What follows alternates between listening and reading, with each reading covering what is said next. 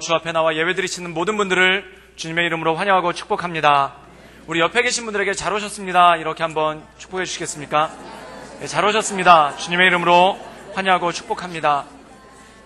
저는 오늘 나의 하나님이 되십니다 라는 제목을 가지고 함께 하나님의 말씀을 나누기를 원합니다. 사람에게 있어서 뭔가를 선택한다는 문제, 또한 사람에게 있어서 뭔가를 결정하고 또한 뭔가를 선택한다는 것은 굉장히 어려운 일입니다. 그래서 하다못해 점심을 먹을 때 먹는 것만 가지고도 굉장히 갈등할 때가 많죠. 오늘 짜장면을 먹을 것인가, 짬뽕을 먹을 것인가, 비빔냉면을 먹을 것인가, 물냉면을 먹을 것인가, 양념치킨인가, 프라이드 치킨인가, 된장찌개인가, 김치찌개인가, 굉장히 갈등이 많습니다. 그래서 이런 분들의 갈등을 해결해 주기 위해서 온 게 양념 반, 프라이드 반, 이런 완충적인 그러한 음식들이 있습니다. 사람이 뭔가를 하나 택하려면은 굉장히 고민을 많이 하고 또한 그것 가운데 굉장히 근심하는 경우가 많죠. 근데 하물며 점심에 한 끼 식사하는 것도 뭐 먹을까가 고민스러울 때가 있습니다. 근데 좀 더 큰 것을 택할 때, 또한 좀 더 중요한 것을 택할 때 얼마나 마음 가운데 고민이 많겠습니까? 그래서 어떤 분들은 이런 얘기를 합니다. 집을 살 때 조금 좁지만 똘똘한 역세권에 있는 그런 아파트를 살 것인가, 아니면은 외곽에 있지만 넓은 아파트를 살 것인가, 이것을 가지고 고민하시는 분들 참 많고요. 또한 많은 청년들이, 특별히 여자 청년들이 많은 기도 제목 중에 하나가 이것입니다. 남자친구를 사귈 때 얼굴을 볼 것인가, 신앙을 볼 것인가, 이걸 가지고 굉장히 곰곰이 생각하고 고민도 많이 하고, 또한 결혼 상대를 택할 때 본인의 능력을 볼 것인가 또는 집안의 재력을 볼 것인가, 이걸 가지고도 굉장히 고민하는 사람들이 굉장히 많다라는 것입니다. 그런데 사람들이 고민하는 이유를 보면은 딱 하나입니다. 그 이유가 뭐냐면 내가 고르고자 하는 것이, 내가 선택하고자 하는 것이 다 비슷비슷하고 고만고만하기 때문에 사람이 고민하고 갈등을 한다는 거죠. 그렇다면 사람은 언제 고민하지 않고 갈등하지 않냐면 뭔가 특출난 것이 주어진다면, 정말 무엇과도 비교할 수 없는 완전한 것들, 완벽한 것들이 주어진다면 사람은 갈등하지 않고 그것을 택한다는 겁니다. 그런데 우리 인생 가운데 뭔가를 선택할 때, 또한 뭔가를 고를 때, 또한 뭔가를 결정할 때 고민이 많고 갈등이 많은 이유는 고만고만한 것들 가운데 고르려고 하니까, 또한 비슷비슷한 것들 가운데 고르려고 하니까 고민이 많고 갈등이 많다라는 것입니다. 그런데 내 인생 가운데 가장 뛰어난 것, 또한 내 인생 가운데 가장 완전한 것을 보게 되면은 그것에 대한 갈등이 전혀 없고 그것을 고를 수가 있다는 것이죠. 사복음서에 보면은, 특별히 마태복음에 예수님께서 천국의 비유를 하십니다. 근데 그 천국의 비유를 들어서 뭐라고 말씀하시냐면 두 가지로 말씀하시는데, 첫 번째가 감추어진 보화에 대한 비유입니다. 그 말씀에 보면은 어떤 농부가, 소작농이죠, 남의 밭을 빌려가지고 농사를 짓는 사람인데, 이 사람이 땅을 파다가 깜짝 놀랄 만한 것을 발견합니다. 그게 뭐냐면 보화를 발견한 거예요. 그래서 문맥상 보면은 일종의 금광 같은 것을 그 사람이 발견한 것 같습니다. 그때 그 사람이 어떻게 하는가? 그것을 흙으로 덮어두고 자기의 전 재산을 팔아서 그 밭을 산다라고 기록되어 있습니다. 왜 고민하지 않을까요? 왜 이 밭을 살 것인가 말 것인가 고민하지 않을까요? 또한 내 전 재산을 파는 데 있어서 왜 아깝다고 여기지 않을까요? 그 이유는 뭐냐면 가장 특출난 것, 또한 내 인생의 모든 것을 바쳐도 아깝지가 않은 것을 찾아냈기 때문에 그렇다는 것입니다. 사랑하는 여러분, 사람이 뭔가를 결정할 때, 또한 사람이 뭔가를 고를 때 고민하는 이유가 무엇인가? 진짜 내 인생의 모든 것을 걸어야 될 만큼, 또한 내 인생의 모든 것을 바쳐도 아깝지 않을 만한 그러한 것을 발견하지 못했기 때문에 그렇다는 것입니다. 또 예수님께서는 천국의 비유에 이런 비유를 들으시죠. 그게 뭐냐면은 마치 보석상인이 값진 진주를 발견한 것과 똑같다라는 것입니다. 이 사람은 보석상인이에요. 온 세상에 좋다라고 하는, 또한 온 세상에 값지다고 하는 모든 보석들은 다 봤던 사람이죠. 그런데 어느 날 이 사람이 진주 하나를 봤는데 그 진주 하나를 보고 깜짝 놀라게 됩니다. 왜냐하면 여태껏 본 적도 없고 또한 여태껏 알아본 적도 없는 너무나 놀라운 진주가 주어지니까 이 사람이 어떻게 하냐면 자기가 가지고 있는 고만고만하고 자기가 가지고 있는 비슷비슷한 보물들을 다 정리해버리고 그 진주 하나를 산다는 겁니다. 그런데 이 사람이 자기가 가지고 있었던 보석들을 정리할 때 마음 가운데 안타까움이 있거나 갈등이 있는가? 그렇지가 않다는 겁니다. 왜냐하면 가장 완전한 것, 또한 가장 좋은 것을 발견했기 때문에 내 모든 것을 내어놓는 것, 또한 내 모든 것들을 내려놓는 것에 대해서 조금도 아까워하지 않는 것을 볼 때가 있다라는 것이죠. 사랑하는 여러분, 사람은 자기의 것을 내려놓는 것을 희생한다라고 얘기를 합니다. 그런데 이 천국의 비유에서 보면은 예수님은 희생한다라는 표현을 쓰지 않습니다. 그것이 무엇인가? 좋은 보석을 사기 위해 다른 보석들을 희생한다, 또한 좋은 보석을 얻기 위해 내 것을 희생한다라는 표현을 쓰지 않습니다. 그럼 뭐라고 표현하는가? 기쁨으로 다른 사람이 가져갈까봐, 다른 사람이 그것을 먼저 채갈까봐 마음 가운데 두근두근하고 그 떨리는 마음으로 달려가서 자기가 가지고 있는 보석을 다 처분하고, 또한 자기가 가지고 있는 모든 재물을 처분해서 밭을 사고 또한 보석을 사는 이러한 모습을 가지고 오는 것을 볼 때가 있다는 거죠. 여기 보면은 일말의 갈등도 없고 일말의 고민도 없습니다. 그 이유는 무엇입니까? 그가 바라본 것이, 또한 그가 결정한 것이, 또한 그가 갖고 싶은 것이 고만고만한 거, 소소한 거, 그런 것들이 아니라 정말 내 일생을 바쳐서 가져야 될 만한 그러한 것들을 발견했기 때문에 그렇다는 것입니다. 사랑하는 여러분, 세상에 가장 행복한 사람은 누구입니까? 고만고만한 걸 놓고 이걸 할까 저걸 고를까, 이걸 고르자니 이게 아쉽고 이걸 고르자니 저걸 아쉬운 그러한 모습으로 살고 있는 것이 아니라 바로 이거다, 이거다, 이것 때문에 내 인생이 살아가야 된다, 이것을 잡아야 된다, 이것을 붙잡아야 된다라는 그러한 마음을 가지고 달려가는 인생, 이 인생이 바로 천국을 바라보는 인생이고 천국의 삶을 살아갈 수 있는 그러한 인생이라는 것입니다. 사랑하는 여러분, 우리 삶 가운데 정말 내 삶을 다 드려도, 또한 내 모든 것을 다 바쳐도 아깝지 않은 그 천국을 우리 삶 가운데 발견할 수 있기를 주님의 이름으로 축원합니다. 그 사람이 가장 행복한 사람이고 가장 온전한 사람이라는 거죠. 오늘 말씀 가운데 보면은 그렇게 행복한 사람, 또한 자신의 인생의 모든 것을 드려도 아깝지 않을 그런 결단을 하는 사람이 나옵니다.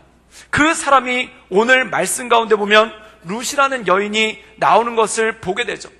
많은 분들이 이 룻기를 읽을 때 룻이 고민했다고 생각합니다.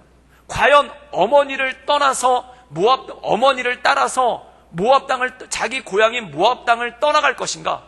또한 어머니를 따르지 않고 자기 고향인 모압에 남을 것인가? 즉 어머니를 따를 것인가 말 것인가? 어머니를 따르자니 고향을 떠나야 되고, 고향에 남자니 어머니를 떠나야 되는 그 양 기로 가운데 이것인가 저것인가 이 룻이 고민했다고 생각하시는 분들이 꽤 많습니다. 또 어떤 분들은 어떻게 이해를 하냐면은 이 룻이 어머니 때문에 마지못해서, 효심 때문에 내가 없으면은, 그 효성 때문에 내가 없으면은 우리 어머니가 어떻게 살까, 이것 때문에 걱정해서 어머니를 따라갔다라고 생각하시는 분들도 참 많으십니다. 그런데 이 말씀 가운데 보면은 룻은 단호합니다. 고민의 흔적이 아무것도 없습니다. 왜 그럴까요? 그 마음 가운데 마치 예수님께서 말씀하신 천국의 비유와 똑같이 자기의 인생을 모두 드려도, 또한 자기의 인생을 모두 바쳐도 아깝지 않은 그 뭔가를 발견했기 때문에 모든 것을 내려놓고 모든 것을 버려두고 어머니를 따라가는 장면이 오늘 말씀 가운데 나온다는 것입니다. 그렇다면 이 룻으로 하여금 모든 것을 버려두고 따르게 했던 그 무엇인가가 무엇인가, 그것이 바로 오늘 말씀 가운데 나와 있다는 것입니다. 우리 함께 룻기 1장 15절에서 16절까지의 말씀을 읽겠습니다. 우리 다 같이 읽겠습니다. 나오미가 또 이르되 보라, 내 동서는 그의 백성과 그의 신들에게로 돌아가나니 너도 너의 동서를 따라 돌아가라 하니, 룻이 이르되 내게 어머니를 떠나며 어머니를 따르지 말고 돌아가라 강건하지 마옵소서. 어머니께서 가시는 곳에 나도 가고 어머니께서 머무시는 곳에 나도 머물겠나이다. 어머니의 백성이 나의 백성이 되고 어머니의 하나님이 나의 하나님이 되시리라. 오늘 말씀 가운데 보면은 이 룻기의 배경을 잠깐 설명드리자면 이러한 배경을 가지고 있습니다. 그것이 뭐냐면 이스라엘에 기근이 옵니다. 그런데 이 기근이 얼마나 심했냐면 이 엘리멜렉이라는 사람이 있는데 이 사람은 유다 지파고 그가 거주하는 곳은 베들레헴입니다. 그런데 이 베들레헴의 뜻은 뭐냐면 떡집이란 뜻이죠. 빵집이란 뜻이죠. 영어식으로 표현하면은 베이크하우스라는 그런 뜻입니다. 그런데 우리식으로 표현하면 방앗간이라는 그런 뜻이죠. 즉 먹을 것이 많고 그곳에서 많은 빵들이 생산되고 또한 많은 곡식을 가지고 사람들이 떡을 만들거나 빵을 만들었기 때문에 이 베들레헴이라는 지명 자체가 빵집이란 뜻입니다. 그런데 이 베들레헴에 살고 있었던 사람들이 기근 때문에 굶주렸다. 그렇다면 얼마나 힘들고 어려운 기근이 왔겠습니까? 그때 이 기근과 어려움을 견디지 못해서 엘리멜렉이라는 사람이 이민을 떠납니다. 그런데 어디로 이민을 떠나냐면은 모압이라는 지역으로 이민을 떠나게 되죠. 그때 혼자 가는 것이 아니라 자기 아내인 나오미와 어린 두 아들을 데리고 갑니다. 그 어린 두 아들의 이름이 말론과 기럧이죠. 이 네 식구가 모압 땅이라는 자기 식구도 없고 아는 사람도 없는 이 벽지 같은 곳으로 이민을 떠납니다. 얼마나 살기 힘들었기에 이민을 갔겠습니까? 그런데 이 사람들이 이민을 가서 행복하게 잘 살았나? 그게 아니라는 거예요. 간지 얼마 안 돼서 이 엘리멜렉이라는 사람이 죽습니다. 그리고 나오미가 혼자 남아서 어린 두 아들을 데리고 정말 힘들고 고달픈 타향살이를 시작하죠. 근데 이 힘들고 고달픈 타향살이 가운데 잘 정착이 되어서 안정이 되어서 아들들이 장성하게 되고 그리고 이 아들들도 결혼을 하게 됩니다. 그래서 이 아들들이 두 명의 모압 여인과 결혼하게 되는데 첫째 아들은 오르바라는 여인과 결혼하게 되고 둘째 아들은 오늘 말씀 가운데 나오는 룻이라는 여인과 결혼하게 되는 것을 볼 수가 있다는 것이죠. 이제 아들들도 결혼을 시키고 좀 안정되나 싶었더니 이 집안에 또 불행이 찾아옵니다. 그게 뭐냐면 두 아들이 동시에 죽는 그런 일이 생긴 거예요. 사고로 죽었는지 병으로 죽었는지는 성경에 나오지 않습니다. 그런데 이 아들들이 결혼한 지 얼마 되지 않아서 자식도 낳지 못하고 다 죽었다는 것입니다. 이때 나오미의 일생이 얼마나 끔찍하고 이 나오미의 삶이 얼마나 어려웠겠습니까? 그래서 이 나오미란 여인이 한 가지를 결단하는데 이제 이곳에 아무것도 없는 이 모압에 남지 말고 고향으로 들어가자. 그리고 죽더라도 고향으로 돌아가자라는 결단을 가지고 고향으로 떠나게 된다는 겁니다. 그런데 고향으로 돌아가려고 하니까 눈에 밟히는 사람 둘이 있는데 그게 두 며느리들이에요. 근데 성경 가운데 보면은 이 며느리들이 이 시어머니 나오미를 극진히 대하고 또한 이 며느리들이 이 시어머니 나오미에게 큰 효성을 발휘했던 것을 보게 됩니다. 그때 이 나오미가 두 며느리들을 설득해서 그들을 돌려보냅니다. 뭐라고 얘기하냐면 나는 박복하다. 그리고 나를 따라서 베들레헴에 가도 뭔가 있는 것이 아무것도 없다. 그러니 너희들은 나를 떠나서 너희들 어머니 집으로 가고 너희들 백성에게로 가거라 라고 얘기를 합니다. 그때 이 오르바라는 큰 며느리는 울면서 떠나게 되지만 이 룻이 떠나질 않는 거예요. 그래서 이 룻을 데리고 모압 땅을 떠나서 이스라엘 접경까지 갔다가 그 이스라엘 접경, 즉 국경을 넘는 그곳에서 마지막으로 다시 한번 이 나오미가 룻에 권하는 장면이 오늘 말씀의 내용이라는 것입니다. 너도 너 동서와 같이 이 오르바와 같이 너도 나를 떠나서 너희 백성, 너희 신에게로 가라 라는 말씀이 오늘 말씀 가운데 나온다는 겁니다. 그것에 대한 말씀이 오늘 말씀 가운데 나와 있는데 이 두 가지 이유가 있죠. 그 이유가 뭐냐면은 유다 땅에 돌아가도 베들레헴에 돌아가도 마땅히 살 곳이 없다라는 겁니다. 그리고 또 하나가 뭐냐면은 이 당시 이스라엘 사람들이 모압 사람들에 대한 굉장한 차별의식을 가지고 있어요. 그게 뭐냐면 그 말씀 가운데 보면 민수기까지 들어가는데 모압 땅에서 전쟁이 벌어집니다. 하나님께서 선대해야 될 백성 네 군데를 알려주는데 첫 번째가 이집트 사람들에게 선대하라. 그 이유는 뭐냐면 너희가 이집트에서 객이되었었기 때문에 그 사람들을 선대하라 라고 말합니다. 또 잘 대해줘야 되는 민족이 어디냐면 에돔입니다. 그래서 에돔 길을 갈 때 에돔 백성들이 길을 안 열어주니까 거기를 우회해서 피해서 가요. 그리고 또 하나가 있는데 모압과 암몬입니다. 이 모압과 암몬을 왜 선대해야 되냐면은 조상인 아브라함의 조카 롯의 후손들이 모압과 암몬이기 때문에 그렇습니다. 그래서 모압과 암몬에게도 굉장히 잘해주는데 문제가 일어납니다. 그게 뭐냐면 모압 사람들에게 피해가 안 되려고 멀리 돌아서 가는데 이 모압 왕 발락이라는 사람이 이 이스라엘을 저주를 한 거예요.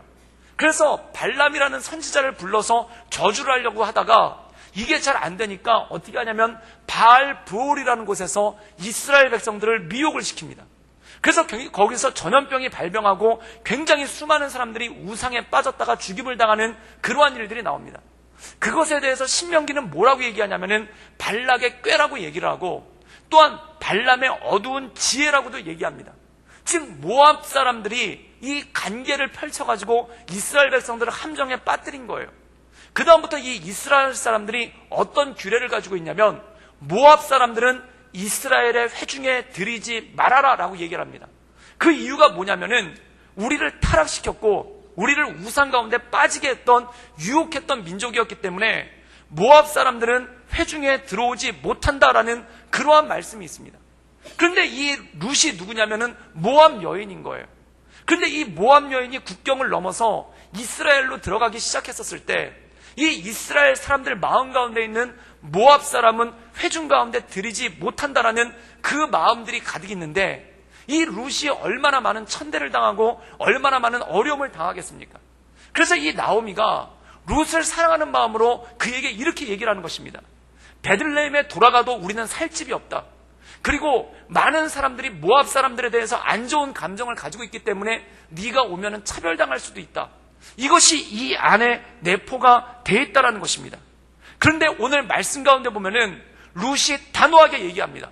그럼에도 불구하고 어머니를 따라가면은 이스라엘에 살 집도 없고 어머니를 따라가면은 이스라엘 사람들에게 차별을 받는 한이 있더라도 내가 어머니를 따라가겠습니다 라고 얘기를 합니다. 그럼 이것은 무엇입니까? 일만의 갈등이 없는 거예요. 왜 갈등이 없었을까요? 그 이유는 딱 하나라는 것입니다. 그의 인생 가운데 가장 좋은 것을 발견했기 때문에, 또한 그의 인생 가운데 가장 좋은 것을 알았기 때문에 그가 그의 어머니를 떠나지 않았다는 것입니다. 그럼 1차적으로 생각했을 때 이 룻이 발견한 가장 좋은 것은 무엇이겠습니까? 우리가 룻기를 읽어보면 표면적으로 어머니의 하나님이 나의 하나님이고 어머니의 백성이 나의 백성입니다 라고 얘기합니다. 그렇다면 1차적으로는 나오미를 떠나기가 싫은 거예요. 그런데 이 말씀을 가만히 읽어보면 이렇게 얘기합니다. 내가 만약 어머니를 떠난다면 하나님께서 여호와께서 나를 벌하실 것입니다. 그 안에 보면 하나님에 대한 경외가 있는 거예요. 그럼 이것은 무엇입니까? 이 룻이 모압 땅에서 하나님을 알지 못하는 이방 여인으로 살다가 이 사람이 이민자 이스라엘 가정으로 시집을 갑니다. 그럼 이 여자가 이 이스라엘 집으로 시집가서 발견한 것이 하나 있는데 그게 뭐냐면 바로 이스라엘의 하나님, 그리고 내 어머니의 하나님을 발견하고 그 하나님을 붙잡기로 결단했다는 것입니다. 이 여자가 망설이지 않았던 이유가 뭐냐면, 이 여자가 고민하지 않았던 이유가 뭐냐면 하나님을 알았고 하나님을 붙잡았기 때문에 그가 흔들리지 않고, 또한 그가 어머니를 따라갔을 때 이스라엘 땅으로 들어갔을 때 엄청난 차별과 또한 엄청난 고난이 기다릴 것을 알고 있었지만 하나님을 붙잡고 하나님 앞으로 나가는 것이 소중한 것임을 알았기 때문에 이 여자가 어머니 나오미를 따라갔다는 것이죠. 오늘 말씀 가운데 보면 나오미가 이런 얘기를 합니다. 너는 모압으로 돌아가서 네 백성들 가운데 거하고 네 백성의 신을 섬기라라고 얘기를 합니다. 이 뜻은 무엇일까요? 모압에 머물러 있으면, 즉 나오미의 품을 떠나면, 나오미의 곁을 떠나면 이것은 무슨 뜻이냐면 다시 이방 신에게로 돌아가야 된다는 겁니다. 즉 하나님을 떠나야 된다는 것입니다. 그럼 이 룻이 그의 마음 가운데 결단하고 그의 마음 가운데 작정한 건 무엇인가? 바로 나오미를 떠나지 않기로 한 것은 뭐냐면 그를 붙잡아 주신 하나님, 그리고 이 모압이란 이방 땅에서 하나님을 자기를 알게 하신 그 자기를 하나님으로부터 인도한 그 어머니, 그리고 그 하나님의 품을 떠나지 않겠다라는 믿음의 결단이 이 안에 있다라는 것이죠. 사랑하는 여러분 인생 가운데 이러한 믿음의 결단과 기쁨이 있기를 주님의 이름으로 축원합니다. 사랑하는 여러분, 믿음이란 무엇일까요? 한번 붙잡으면 떠날 수가 없는 거예요. 우리 인생 가운데 가장 귀한 것이 무엇입니까? 주님을 알게 된 것 아닙니까? 우리 인생 가운데 가장 복된 것이 무엇입니까? 내 인생 가운데 하나님을 믿게 되고, 내 인생 가운데 하나님을 알게 되고, 내 인생 가운데 하나님의 은혜 가운데 거하는 것 아니겠습니까? 여러분 상상해 보십시오. 생각해 보십시오. 만약 여러분이 하나님을 알지 못했다면 여러분은 지금 어떤 삶을 살고 있겠습니까? 어떤 분들은 그런 말씀하세요. 내가 하나님을 알지 못했다면 아마 지금까지 살지도 못했을 것 같다고. 또 어떤 분들은 이런 말씀도 하세요. 내가 지금 만약 하나님을 알지 못했다면 우리 집안은 파탄이 났을 거라고. 또한 내가 하나님을 알지 못했다면 내 인생 가운데 어두움이 가득했을 거라고. 사랑하는 여러분, 진짜 그렇지 않습니까? 하나님을 알게 됨을 통해 빛 대신 하나님의 은혜를 경험하게 되었고, 그리고 하나님의 사랑을 경험하였고, 그것 가운데 나오지 않겠습니까? 이것을 경험한 사람, 이것을 알게 되는 사람은 그 무엇과도 놓칠 수가 없는 것이죠. 사랑하는 여러분, 여러분 인생 가운데 이 하나님을 붙잡고 하나님의 은혜 가운데 나갈 수 있기를 주님의 이름으로 축원합니다. 제가 군대에 갔을 때 2등병으로 처음에 들어갔는데 그 훈련소를 먼저 들어갔죠. 근데 훈련소를 가면은 보통 군대 입대는 화요일 날 합니다. 화요일 날이나 목요일 날 하는데 그 첫 주가 주일이 오는 거예요. 그러면 훈련병들이 교회를 갑니다. 근데 교회를 잘 안 데려가요. 그 이유 중에 하나가 뭐냐면 예수님 믿지도 않는데 그냥 교회 가겠다는 사람들이 많고, 이 초코파이 때문에 교회 가겠다는 사람이 많고, 또한 주일날 오전에 이 훈련병들이 작업을 하고 일을 해야 되는데 그거를 안 하고 교회로 도망가려는 사람들이 있으니까 이 교회를 가려고 하면은 처음에 굉장히 핍박을 합니다. 그게 뭐냐면은 교회를 가는데 힘들게 가요. 그냥 곱게 안 가요. 저희 막사에서 교회까지, 군인교회까지가 한 1.5km 정도 돼요. 그리고 언덕을 하나 넘어야 되거든요. 근데 거기를 무사히 못 갔습니다. 그 언덕을 오리걸음으로 걸어서 넘어가고, 그 다음에 내리막길에선 굴러서 갔어요. 근데 제가 가보니까 오르막길을 오리걸음으로 걸어 올라가는 것보다 내리막길을 굴러가는 게 차라리 낫더라고요. 그러면서 가는데 진짜 걸어서 제대로 가면 30분도 안 걸리는 길인데 거기를 거의 2시간을 넘게 갔어요. 그래서 얼마나 힘들게 하는지, 교회가 바로 코앞인데 다시 뒤로 500m를 뛰어 올라가게 해가지고 거기서 또 기기하고 거기서 또 기기하는데 이게 그렇게 힘들 수가 없더라고요. 그래가지고 어떤 일이 있었냐면은 첫 주에는 교회 가겠다고 손 들고 나간 사람이 한 200명 정도 됐는데, 그 다음 주에 그러고 한번 가고 나니까 교회 가겠다는 사람이 50명으로 딱 줄은 거예요. 그런데 50명까지 가는데 그럼 줄었으면 좀 잘 가게 해줘야 될 거 아닙니까? 또 기는 거예요. 또 기는데 또 겨가지고 거길 또 가는 거예요. 그러고 나니까 그 다음 주에 가니까 50명 중에 25명으로 줄어요. 그리고 또 가는데 셋째 주째 가는데 또 거기서 또 오리걸음을 하고 또 그렇게 기어가지고 2시간 동안 왔다 갔다 하면서 또 가는 거예요. 그런데 그 언덕을 넘어가는데, 그 오리걸음을 하고 포복을 하면서 기어서 그 언덕을 넘어가는데, 그때 제가 한 가지 깜짝 놀란 것을 깨달았습니다. 아, 내가 믿음이 이렇게 좋구나. 그걸 그때 처음 깨달았어요. 아무 갈등이 없는 거예요. 그 언덕을 넘어가는데 정말 아무 갈등이 없는 거예요. 그 언덕을 넘어가면서 괜히 교회 간다고 그랬다. 그냥 교회 가지 말고 내무반에 있으면서 내무반 청소나 할 걸, 내무반에서 걸레질이나 하고 있을 걸, 이 생각이 마음 가운데 안 드는 거예요. 그 언덕을 오리걸음으로 넘어가고 땀을 뻘뻘 흘리고 팔꿈치랑 무릎이 다 까지면서 거기를, 그 도로를 기어서 올라가는데 아무 갈등이 없고, 이것만 넘어가면, 이 언덕만 넘어가면 교회 간다, 이 언덕만 넘어가면 교회 간다. 그 감격 때문에 그 언덕을 넘는 게 힘들지가 않은 거예요. 그리고 교회 가면 어떻게 되는가? 예배를 드리는데 찬양을 부르는데 얼마나 눈물이 나는지, 그냥 찬송가만 불러도 막 눈물이 나는 거예요. 그래서 1시간을 졸다 울다 그리고 아멘 몇 번 하다가 또 졸다 울다, 그러고 나서 그 다음 주에 교회 갈 때만 기다렸다가 또 가는 거예요. 왜 그럴까요? 우리 안에 믿음이 있기 때문에 그렇다는 겁니다. 우리 안에 하나님을 아는 신앙이 있기 때문에 그렇다는 겁니다. 그걸 한번 알게 되면, 예배의 간격을 한번 맛보게 되면, 하나님께 예배한다는 것이 얼마나 좋은 것인지를 알게 되면, 어떤 방해가 있고 어떤 어려움이 있어도 그것을 이겨나가고자 하는 마음이 있다는 겁니다. 제가 요양병원이나 병원 신방하면서 참 안타까운 것 중에 하나가, 어떤 권사님이 이런 말씀을 하는 거예요. 내 평생 50년 가까이 신앙생활을 하면서 예배를 한 번도 빼본 적이 없는데 지금 병원에 와 있어서 예배를 드리지 못해서 그게 너무 힘들고 그게 너무 안타깝다는 거예요. 그래서 제 손을 붙잡고 말씀하시는 게 뭐냐면, 목사님 기도해 주세요. 내가 이 병원 일어나서, 이 병원 나가서, 우리 예배당에 가서, 기어서라도 병원 가서, 교회 가서 예배 드릴 수 있도록 목사님 기도해 주세요. 이런 말씀을 할 때 마음 가운데 저도 참 감격스럽고 마음이 뜨거워지는 거예요. 그게 뭐냐면, 예배를 사모하는 마음이 얼마나 큰지. 왜 그렇게 예배를 사모하겠습니까?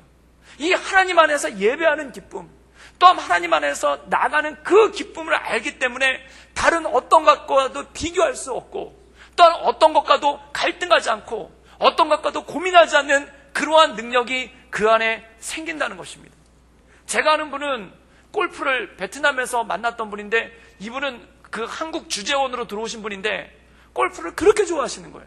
그래가지고 이분이 교회 못 나가는 이유가 뭐냐면은, 그 교회 못 나가는 이유가 뭐냐면 주일 오전에 골프를 치러 가야 돼요. 그러니까 골프 치러 가야 되니까 이분이 교회를 못 나오는 겁니다. 그래서 주일 아침부터 일찍 나가가지고 골프를 치시는 거예요. 그래서 이분이 그런 얘기를 하는 거예요. 내가 골프만 아니면 교회 갈 텐데 왜 예배는 항상 주일날 드려야 되는 겁니까? 막 이러면서 힘들어 하시는 거예요. 그래서 나중에 알고 봤더니 그분이 제일 좋아하는 말씀이 시편 23편이에요. 여호와는 내게 푸른 초장과 실만한 물가로 인도하신도다. 그분은 푸른 초장이 골프장이시더라고요. 그런데 이분이 한 번은 부흥회 때 오셔가지고 은혜를 받았어요. 거기서 크게 은혜를 받더니 주일날 아침에 제가 기적을 보았습니다. 교회에 온 거예요. 그래서 제가 물어봤죠. 왜 골프 치러 안 가고 교회 왔습니까? 라고 얘기했더니 그분이 이런 얘기를 하는 거예요. 그냥 왔다고. 저는 거기에 진리가 있는 줄 믿습니다. 은혜가 받으면요, 고민도 안 해요.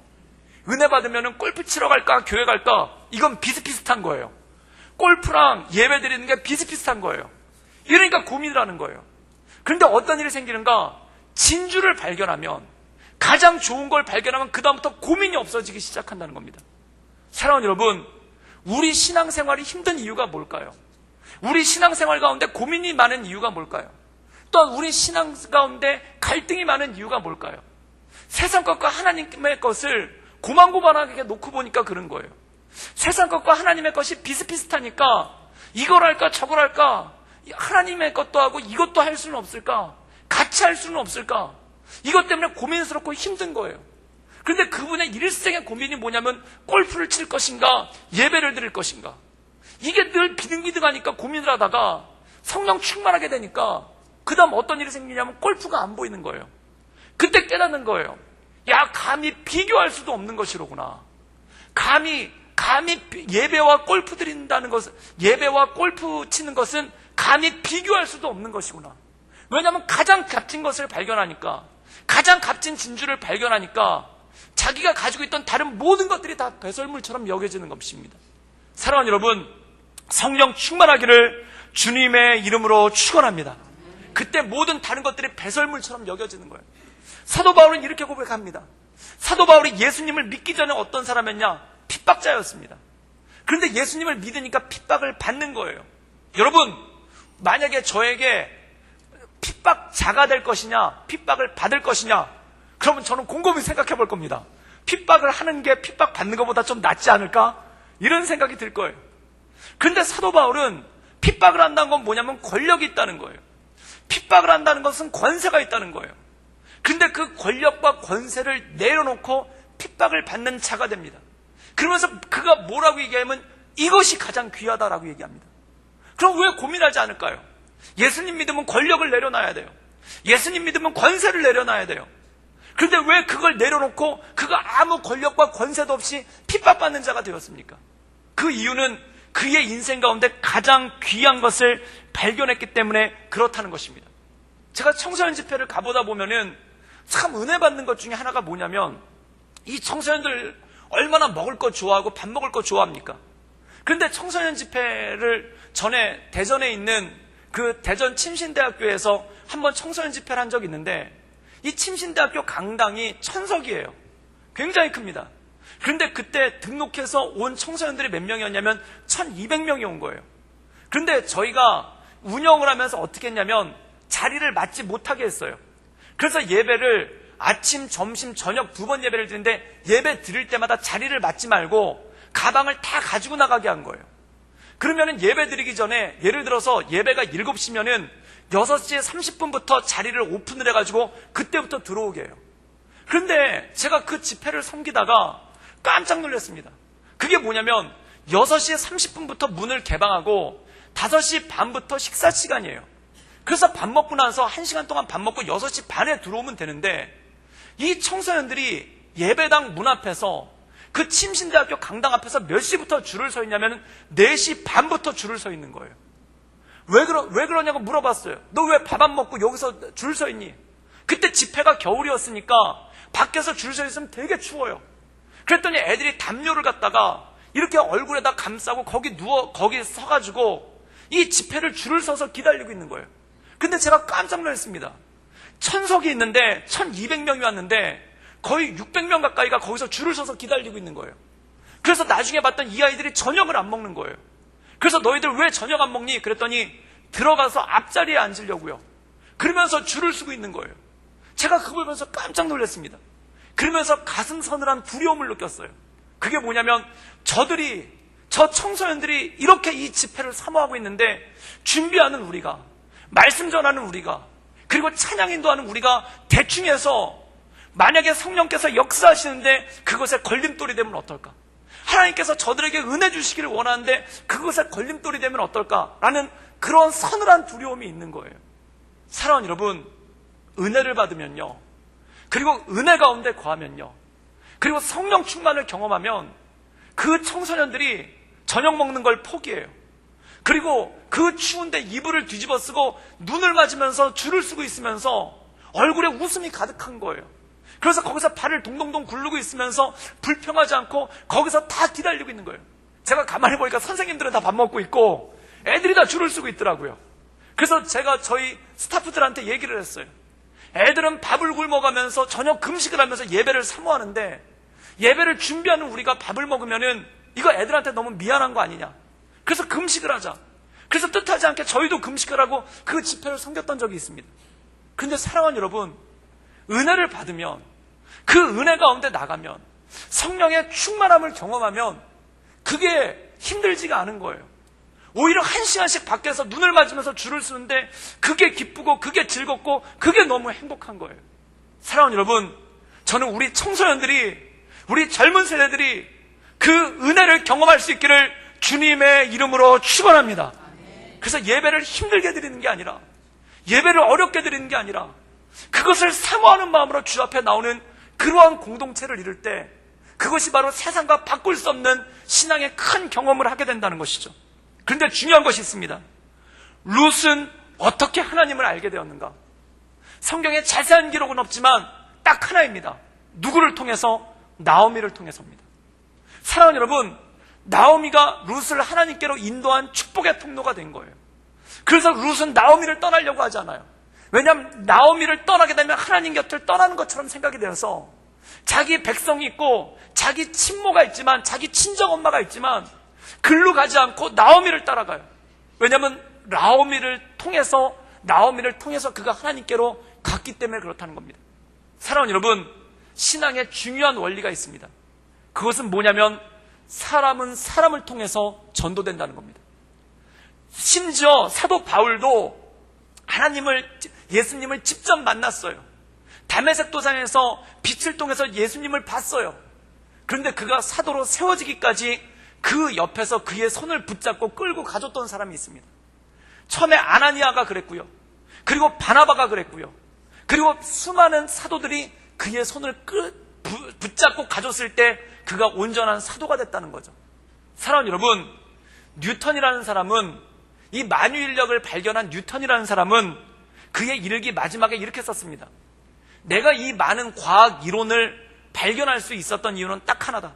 그건 뭐냐면 거인들의 어깨 위에 앉았기 때문이다. 그 거인들이 누구인가? 유럽의 갈릴레이라든지 케플러와 같은 수많은 과학자들이에요. 그들이 연구해놓은 업적이 있었기 때문에 그 업적이라는 어깨에 올라타서 멀리 볼 수 있었다는 겁니다. 사랑하는 여러분, 그리고 아인슈타인도 얘기했어요. 만약에 뉴턴이 없었다면 나는 내 이론을 말하지 못했을 것이다. 사랑하는 여러분, 영적인 것도 마찬가지입니다. 누군가 어깨를 대주어야지 그 어깨를 올라타고 멀리 본다는 겁니다. 바로 이 룻이 나오미의 어깨에 걸터 앉아서 하나님을 본 거예요. 그리고 이 나오미가 룻이 하나님을 볼 수 있도록 자기 어깨를 빌려준 거예요. 사랑하는 여러분, 저는 우리 다음 세대들에게, 우리 여기 계신 모든 기성세대가, 그리고 여기 계신 우리 모든 장년들이 그 어깨를 빌려줄 수 있기를 주님의 이름으로 축원합니다. 근데 중요한 게 이거예요. 어깨가 있어야 빌려주죠. 사랑하는 여러분, 내가 신앙생활을 잘하는 것은 나 하나로 끝나는 게 아닙니다.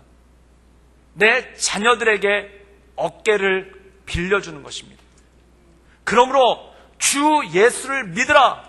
그리하면 너와 내 집이 구원을 얻으리라. 이 말씀에는 놀라운 비밀이 있는 거예요. 내가 하나님 앞에 온전히 설 때 내 자녀가 하나님 앞에 온전히 산다는 것입니다. 사랑하는 여러분 자녀 사랑하십니까? 자녀 조금 덜 사랑하시는 것 같아요. 오늘 집에서 무슨 일 있으셨나요? 여러분들 자녀 사랑하십니까? 그렇다면 여러분들이 믿음 가운데 굳건히 설 수 있기를 주님의 이름으로 축원합니다. 내가 굳건한 반석처럼 서 있을 때 내 어깨에 자녀들이 올라타는 거예요. 사랑하는 여러분, 많은 믿음의 세대가 낙심하는 이유가 뭐냐면 올라탈 어깨가 없어서 그래요.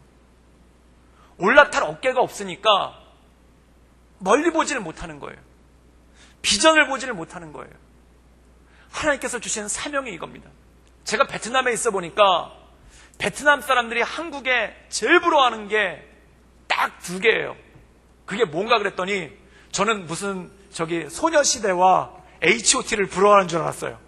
근데 뭘 부러워하냐면은 경부고속도로와 포항제철을 부러워하더라고요. 그게 왜냐면 참 놀라워하는 거예요. 자동차도 없는 나라에서 어떻게 길을 낼 생각을 다 했을까?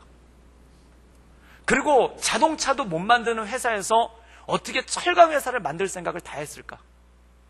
사실 쓸모가 그 당시에 만들어도 차가 없는데 고속도로는 있어서 뭐하고, 철강을 쓸만한 건설 경기도 없고 조선 경기도 없고 자동차 경기도 없는데 철강 회사를 만들어서 뭐 하겠습니까? 그런데 이 경부고속도로와 포항제철이 한국 경제를 발전시키는 어깨가 되어준 거예요. 그리고 그 어깨를 만들기 위해서 여기 계신 장로님들과 우리 연세 많으신 집사님들도 계시지만 그 후손들에게 어깨를 만들어주기 위해서 안 먹고 안 입고 안 쓰면서 어깨를 만들어준 거 아닙니까? 그래서 그 어깨를 만들어 주었기 때문에 후손들이 그 어깨에 올라타서 그걸 가지고 나라를 발전시킬 수 있는 초석을 만들었다는 거죠. 사랑하는 여러분, 신앙도 마찬가지입니다. 우리 세대가 다음 세대를 위해 영적 경부 고속도로를 놔주어야, 우리가 다음 세대를 위해 영적 포항제철을 만들어 주어야 그걸 바탕으로 우리 다음 세대가 나갈 수 있다라는 것입니다. 사랑하는 여러분, 그것에 헌신할 수 있기를 주님의 이름으로 축원합니다. 나중에 보면 나오미는 그것을 위해 헌신합니다. 룻을 위해 자기의 모든 것을 헌신합니다. 마치 룻이 자기 시어머니를 위해 모든 것을 헌신했던 것처럼 나오미가 자기 며느리 룻을 위해 모든 것을 헌신합니다. 그리고 자기의 어깨를 빌려주는 거예요. 그때 그것을 통해서 이 룻이 믿음의 가문의 반열에 올라가지 않습니까? 저는 이러한 사명감과 이러한 복이 우리 교회 가운데 있기를 주님의 이름으로 축원합니다. 그래서 나오미가 룻을 들어준 것처럼 우리 세대를 통해, 우리 믿음의 식구들을 통해, 이 엎드림의 기도를 통해 그 영적인 고속도로를 내어주고 영적인 제철소를 만들어주는 우리 믿음의 세대가 되기를 주님의 이름으로 축원합니다. 함께 기도하시겠습니다. 이 시간 함께 기도하며 나갈 때 우리 특별히 우리 자녀들을 위하여 기도하며 나가기를 원합니다. 하나님, 내가 그들을 위해 든든한 어깨가 되기를 원합니다. 내가 그들이 쌩쌩 달릴 수 있도록 도로가 되기를 원합니다. 그들이 많은 것들을 찍어낼 수 있도록 내가 제철소가 되기를 원합니다. 주님, 나를 붙잡아 주시고 나를 이끌어 주시옵소서. 특별히 우리 구덕교회를 붙잡아 주이사 우리 구덕교회가 우리 다음 세대들에게 영적인 어깨를 대어주는 믿음의 초석이 되게 하시며, 또한 그들이 달릴 수 있도록 길을 놔주는 고속도로가 되게 하시며, 그들이 세상을 변화시킬 수 있도록 많은 것들을 공급해주는 그러한 제철소가 될 수 있도록, 룻이 세워질 수 있도록 나오미가 헌신했던 것처럼, 룻이 하나님 앞에 결단할 수 있도록 나오미가 엎드렸던 것처럼 우리가 그렇게 엎드릴 수 있도록 주님 우리를 붙잡아 주시고 우리를 사용하여 주시옵소서. 우리 다 같이 간절한 마음으로 하나님께 기도하며 나아가겠습니다. 함께 기도하시겠습니다. 늘 언제나